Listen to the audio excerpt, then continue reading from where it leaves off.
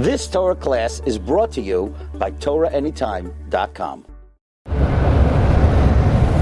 So, Rabbi Yaakov BeRav instituted a very novel practice. Rabbi Yaakov BeRav, based on the comments of the Rambam, innovated a practice that had not been seen in Klal Yisrael for many hundreds of years. There's something called Semicha. Now, the Semicha that Rabbanim have today has no halachic significance. All Semicha means, the Ramah discusses it in Yeridea, Semicha just means that if somebody is practicing psak, the Ramah writes in Yeridea Siman Reish Mem Beis, that it's just a sign that if this individual is paskening, he's doing so with the permission of his Rebbe. But it doesn't give any significant status to the one who receives the Semicha. Real Semicha had ceased in the times of the Amoraim. Now, what could you do with Semicha? With Semicha, you could do something very important. You could judge Dinei Knasais. Dinei Knasais means there's monetary law. Monetary law is if somebody owes money or somebody damages, that's regular monetary law. You don't need Semicha to judge monetary law. Knasais means there's certain penalties that the Torah or the Chachamim impose, that if you don't have Semicha, you cannot impose these penalties. What was the big motivation of Rabbi Yaakov BeRav to institute Semicha? This is very important. This is in the aftermath of 1492. Many Jews in 1492 masqueraded as Christians. Many Jews who had the opportunity to give up their life al Kiddush Hashem did not do so. They said their name isn't Abraham, their name isn't Yitzchak, their name isn't Yaakov. They declared their belief in another religion. That is a capital offense. Even if your life is on the line, that is something which is a capital offense. A Jew cannot masquerade as a member of another religion. It's considered a violation of Avodah Zarah. A Jew who did that has riding on their shoulders a penalty of kares. Many of the Moranos felt very guilty. They felt that by not giving up their life al Kiddush Hashem, they felt riding on their shoulders was a kares. How does one get off a chiyuv kares? Now, whether or not they were chiyuv kares is a separate discussion. But they felt they could have run away, meaning, in other words, you might say, well, they're an oines, so they're not chiyuv kares. After all, even though a Jew is obligated to give up their life al Kiddush Hashem, if they don't, it's not violating Avodah Zarah. But their life wasn't on the line. They could have left. And if they would have left, they could have continued to observe Judaism. They felt very guilty. They couldn't fall asleep at night. Their conscience hounded them. Does anybody know? Is there any way for a person to get off a chiyuv kares? There's only one way. If you get malchus, if you get lashed, kol hanilkin peturin midei krisasan. So the Moranos felt that if somehow they could get malchus, that would excuse them of their chiyuv kares, and then they could continue to live with a clear conscience and not have to be plagued with guilt that they're chiyuv kares. The only thing is, the Bezdin does not have the ability to give malchus. Only chachamim who have smicha could give malchus. So Rabbi Yaakov BeRav was banging his head. He was trying to come up with a way to reinstate the process of Semicha. Semicha began with Moshe Rabbeinu. He gave Semicha to Yehoshua. He gave Semicha to the Shivim Zakenim. They continued the Semicha to the Nevi'im. They continued the Semicha to the Tanaim. They continued the Semicha to the Amoraim. And in the years of Abaye and Rava until Hillel HaNasi HaAchroin, Semicha ceased in Klal Yisrael until the year 4,298. And then Semicha ended. And Chachamim can no longer give Dinei Knasais. They can no longer give Malchus. They can no longer stop Yom Tov Sheni Shel Galias. Comes Rabbi Yaakov BeRav, and he finds a Rambam in Hilchos Sanhedrin Perek Daled. And the Rambam says a Chidush Nifla Shelo Yomar Davar Me'olam. Says the Rambam, it seems to me that if all the Chachamim in Eretz Yisrael appoint Dayanim, they could give a Dayan Smicha. Says the Rambam, if unanimously all the Chachamim gather together in Eretz Yisrael, they could reinstate the Smicha process. So Rabbi Yaakov BeRav gathered together something like 25 Chachamim, including the Beis Yosef, including the Mabit, including the Alshich, and by all accounts, they gathered together and they gave Smicha to Rabbi Yaakov BeRav. Whereupon Rabbi Yaakov BeRav gave Smicha to 4 individuals. 2 of them we know about, 2 of them we're not sure about. Who did he give Smicha to?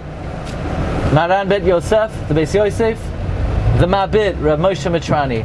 The other 2 we're not sure, but if you look in Sefer Seder Olam, he lists 10 Chachamim who Smicha was given to. Residing in Yerushalayim was Rabbi Levi ibn Chabiv. Rabbi Levi ibn Chabiv was from Solonika, originally from Spain. He's the son of Rabbi Yaakov ibn Chabiv. Rabbi Yaakov was the author of the Ein Yaakov, the collection of the Agadato. When Rabbi Yaakov passed away, Rabbi Levi completed the Ein Yaakov. And he said, Rabbi Yaakov BeRav, really? If all the Chachamim in Eretz Yisrael gathered together, they could reinstate Smicha? Nobody ever invited me. I was never invited to the party. I was never invited to the presiding. That's number 1. Number 2, the Rambam concludes his words. The Rambam starts off nirinli, meaning there's no raya and shas to this. The Rambam ends off his words, v'hadavar tzarech hechra. Hadavar tzarech hechra means we still need to decide whether this process is legitimate or not. We don't have any definitive source that this is a legitimate process. By the way, I want to share with you that the Rambam writes on the pasuk, Ve'ashiva shayftayech kivari shayna v'yayatzayech kivatrila achrechein yikra lach ir hatzedek kirya nemana. The Rambam says like this. It says Ve'ashiva shayftayech kivari shayna v'yayatzayech kivatrila, that Mashiach, before Mashiach comes, the judges will be restored. That implies before the coming of Mashiach, Smicha will be returned, and then Mashiach will come. So that was used as a raya that the Smicha process could be reinstated. But the Marbach had many tainas against Mahariv BeRav. Number 1, nobody invited me. Number 2, the Rambam says v'hadavar tzarech hechra. And even if you're going to say Rubai Kekulai, that you don't need all the Chachmei Yisrael, all you need is a majority of the Chachmei Yisrael, the din of Rubai Kekulai is only if everyone is present, then you could follow the majority. But if only the majority is present, you can't follow the majority, because maybe if the minority was there, the majority would have agreed to the minority. The din of Rubai Kekulai is only Rubai Mitoich Kulai. But there's no din of Rubai if the miyot is not present. And for these tainas, the Mahalbach wrote a sefer called Kuntris HaSmicha. He wrote a first edition and a second edition. And he writes, he thanks the Rebbeinu Shalom that in his lifetime he was able to accomplish 2 great feats. Feat number 1, he vehemently opposed Shlomo Mocha. We're going to learn about him on Shabbos. And feat number 2 is he did not let Smicha get off the ground. He vehemently opposed Smicha. The Mahariv BeRav defended his position. He said, when we talk about the sages, Rubai Kekula is good enough. Especially if Roiv Minyan or Binyan Shal Klal Yisrael were residing in Tzfas. And by the way, this gets involved in another very interesting and controversial issue. And that is, friends, what is the holiest city in the world? Okay, I'm giving you a few choices. Lakewood, Monsey, Williamsburg. Okay, those are all out. Yerushalayim, Tzfas. Can Tzfas have any superiority at all to Yerushalayim? Is that possible? Can we say that there's another city in the world that has even a dimension of Kedusha or greatness greater than Yerushalayim? You know, the Chida's great-great-grandfather, the Chesed Avram, writes the Ear of Tzfas is more pure than anywhere else in the world. There is no city more conducive to the learning of Kabbalah than in the city of Tzfas. And the Chassam Sofer wrote a tshuva vehemently dismissing the claim of the Chesed Avram. Heaven forbid that any city in the world has a superiority to Yerushalayim in any dimension at all. Says the Chassam Sofer, do you know why the city of Tzfas was destroyed in 1837 because of earthquakes? It's because everyone was going to Tzfas and everyone was going to Meron, and Yerushalayim was jealous, and like a jealous co-wife, Yerushalayim caused the destruction of the city of Tzfas. Says the Chassam Sofer, the earthquakes that rattled and destroyed Tzfas in 1837 was because everyone's running everywhere but Yerushalayim, and Yerushalayim was jealous, and therefore the lashon of the Chassam Sofer is Kinas Yerushalayim Asas Azois. Chassam Sofer writes this in the Tshuva. He writes this in Torah Semicha. Therefore, says the Chassam Sofer, many Jews may go to Meron on Lag BaOmer. Don't count me among them, says the Chassam Sofer. I wouldn't go. Kinas Yerushalayim Asus Azois. Anyway, back to the ranch. This was a great machlokes, and the question is, why did Semicha never really get off the ground? By the way, the Beis Yosef continued Semicha. Who did he give Semicha to? Remember, the Rabbi Yaakov BeRav gave Semicha to the Beis Yosef and Rabbi Moshe Mitrani. The Beis Yosef gave Semicha to the Alshich. The Alshich gave Semicha to Rabbi Chaim Vital. And that was the end of the Semicha forever and ever. Says the Malbach, that which the Rambam says that before Mashiach comes, Semicha will be reinstated, I too agree that Semicha will be reinstated before Mashiach comes. Because even Mashiach, when he reveals himself, we have a tradition, will then disappear again and then reveal himself again. Who's to say that when Mashiach reveals himself the first time, he will not reinstate the Semicha, disappear, and Semicha will be reinstated before Mashiach reveals himself? And who is to say, says Malbach, that we know Eliyahu HaNavi will reveal himself before Mashiach comes? Eliyahu has original Semicha, either from Moshe Rabbeinu, if he's Pinchas or Eliyahu, or if he's Eliyahu HaNavi, a Semicha from Achia HaShiloini.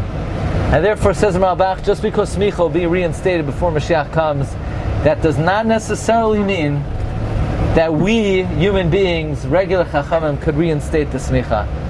The bottom line is, it never really took off.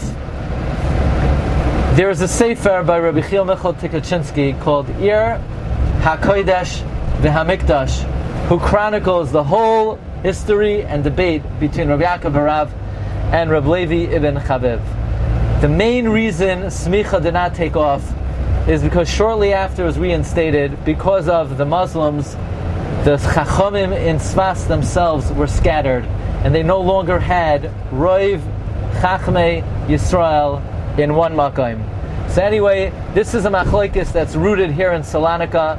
Both Rabbi Levi ibn Chabiv and the Beis Yosef and Rabbi Yaakov BeRav all at some point in time flourished here in Solonika. Yehi Zichram Baruch. Thank you very much. Sorry. No problem. We got this. We got the main thing here. Good. But it's not. It's still. You've just experienced another Torah class brought to you by TorahAnytime.com.